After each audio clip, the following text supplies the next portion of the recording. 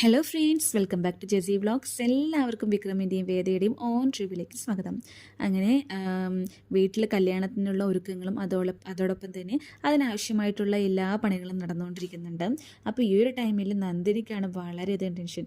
കാരണം വിവാഹം നടന്നു കഴിഞ്ഞാൽ പിന്നെ വേദ ഒറിജിനൽ മരുമകളായി മാറുമല്ലോ. ഇപ്പം താൽക്കാലിക മരുമകളായിട്ടേ കണക്കാക്കിയിട്ടുള്ളൂ അവിടെ എല്ലാവരും എന്നാണ് നന്ദിനി വിചാരിച്ചിരിക്കുന്നത്. പക്ഷേ സത്യാവസ്ഥയിലും ഇനി ഒറിജിനലായിട്ട് അവളുടെ കഴുത്തിൽ താലി വീണ് കഴിഞ്ഞാൽ നാട്ടുകാരുടെ മുമ്പിലും വീട്ടുകാരുടെ മുമ്പിലും വേദ ഇവിടുത്തെ മരുമകളായി തന്നെ മാറും എന്ന് അവൾക്കറിയായിരുന്നു. അതുകൊണ്ട് തന്നെ എങ്ങനെയെങ്കിലും ഈ കല്യാണം മുടക്കണം എന്ന് അവൾക്ക് വളരെയധികം വാശിയുണ്ടായിരുന്നു കേട്ടോ. അപ്പോൾ ഈ ഒരു ടൈമിൽ വേദ അങ്ങോട്ട് വരുന്നുണ്ട്. വേദ വന്നിട്ട് നന്ദിനിയോട് പറയാണ്, നന്ദിനിയെടുത്തി ഇപ്പോൾ കണ്ടില്ലേ ഇവിടെ നടക്കുന്നതൊക്കെ, എൻ്റെ അച്ഛനും സമ്മതിച്ചു കഴിഞ്ഞു, ഇവിടുത്തെ സുധാകർ അച്ഛനും സമ്മതിച്ചു കഴിഞ്ഞു.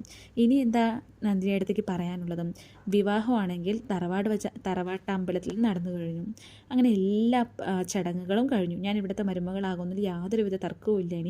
ഇനി ഈ കല്യാണം കൂടെ നടന്നാൽ പിന്നെ പറയണ്ടല്ലോ.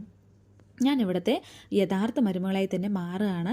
കൂടാതെ വിക്രമിൻ്റെ യഥാർത്ഥ ഭാര്യയായിട്ടും ഞാൻ ഇനി മാറും എന്ന് പറഞ്ഞിട്ട് വേദ നന്ദിനോട് പറയുന്നുണ്ട്. നന്ദിനിക്ക് അതൊന്നും ഒട്ടും പിടിക്കുന്നില്ല. നന്ദി പറയണം, എങ്ങനെ നടക്കാനാ? ഒരിക്കലും അത് സംഭവിക്കില്ല. ഈ കല്യാണം എങ്ങനെ സംഭവിക്കും? വിക്രം എന്തായാലും സമ്മതിച്ചിട്ട് വേണ്ടേ ഈ കല്യാണം നടക്കാൻ.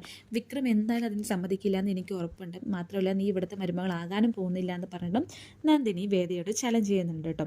ശേഷം നന്ദിനി ഒരു പണി ചെയ്യുന്നുണ്ട്. മറ്റൊന്നുമല്ല, ആരും ഇല്ലാത്തൊരു ടൈം നോക്കിയിട്ട് നന്ദിനി വിക്രമിനെ, അതായത് വീട്ടിൽ തന്നെയാണ് പക്ഷേ എല്ലാവരും പുറത്ത് പോയിരിക്കുക. അങ്ങനെ ആ ഒരു ടൈമിൽ നന്ദിനി വന്നിട്ട് വിക്രമിനെ കാണാൻ വേണ്ടി വെയിറ്റ് ചെയ്യണം. എന്നിട്ട് വിക്രം വന്ന ശേഷം വിക്രമിനോടായിട്ട് പറയണം, വിക്രമേ നിനക്ക് ഈ കല്യാണത്തിൽ താല്പര്യമില്ലാന്ന് എനിക്കറിയാം. ഇവിടെ എല്ലാവരും പക്ഷെ നിനക്ക് എതിരായിട്ടാണ് പ്രവർത്തിക്കുന്നത്. എങ്ങനെയെങ്കിലും ആ വേദയെ ഇവിടുത്തെ മരുമകളാക്കാൻ വേണ്ടി എല്ലാവരും പാടുപെടുന്നുണ്ട്.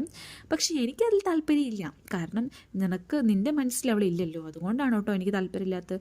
അല്ലാതെ എനിക്ക് അവളോട് വിരോധം ഉണ്ടായിട്ടൊന്നുമല്ല. പിന്നെ അവൾക്ക് പണക്കാരിയാണെന്ന് പറഞ്ഞിട്ടുള്ള കുറച്ച് ഹുങ്കും ഉണ്ട്, അതുകൊണ്ടാണെന്നൊക്കെ പറയാണ് കേട്ടോ. അപ്പോൾ അതൊക്കെ എനിക്ക് മനസ്സിലാവുന്നുണ്ട്. പക്ഷെ ഞാൻ എന്താ ചെയ്യാന്നൊക്കെ പറഞ്ഞിട്ട് വിക്രം ഇങ്ങനെ പറയാണ്. ഞാൻ എന്തായാലും അവന് തയ്യാറല്ല, ഞാൻ എന്തായാലും വിവാഹം കഴിക്കുകയില്ല എന്ന് പറയുന്നുണ്ട് വിക്രം നന്ദിനോടും. അപ്പം നന്ദിനി പറഞ്ഞു, അത് മതി, നിങ്ങൾ ഉറച്ച നിലപാടിൽ തന്നെ നിന്നാൽ മതി. അതല്ലാതെ അന്ന് തറവാടമ്പലത്തിൽ വെച്ച് കല്യാണം കഴിച്ച പോലെ ആവരുത്. മാത്രമല്ല വേദ എന്നോടത്ത് ചലഞ്ച് ചെയ്തിരിക്കുകയാണ്, നിങ്ങൾ അവളുടെ കഴുത്തിൽ എന്തായാലും താലി കെട്ടി കാണിച്ചു തരാമെന്ന് പറഞ്ഞിട്ട്.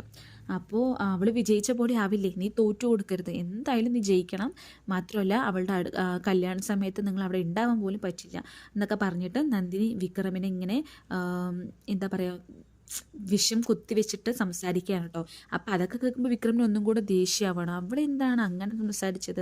അപ്പോൾ അവൾക്ക് എന്നെ വിശ്വാസം, അതായത് എന്നോട് അവൾക്ക് വെല്ലുവിളിയാണെന്നൊക്കെ പറഞ്ഞിട്ട് വിക്രമിന് ദേഷ്യം വരികയാണ് കേട്ടോ. അങ്ങനെ നല്ല പോലെ വിക്രമിൻ്റെ മനസ്സിൽ വിഷം കുത്തിവെക്കുന്ന ഒരു കാര്യം കൂടെ നന്ദിനി ഇങ്ങനെ ചെയ്യുന്നുണ്ട്. അതിലൂടെയെങ്കിലും തനിക്ക് വേദയെ ചലഞ്ചിൽ വിജയിക്കാൻ പറ്റുമെന്നുള്ള വിശ്വാസമാണ് നന്ദിനിക്ക് ഉണ്ടായിരുന്നത്. നമുക്ക് നോക്കാം അവരുടെ വിവാഹം നടക്കുമോ ഇല്ലയോ എന്ന്. Okay, thank you.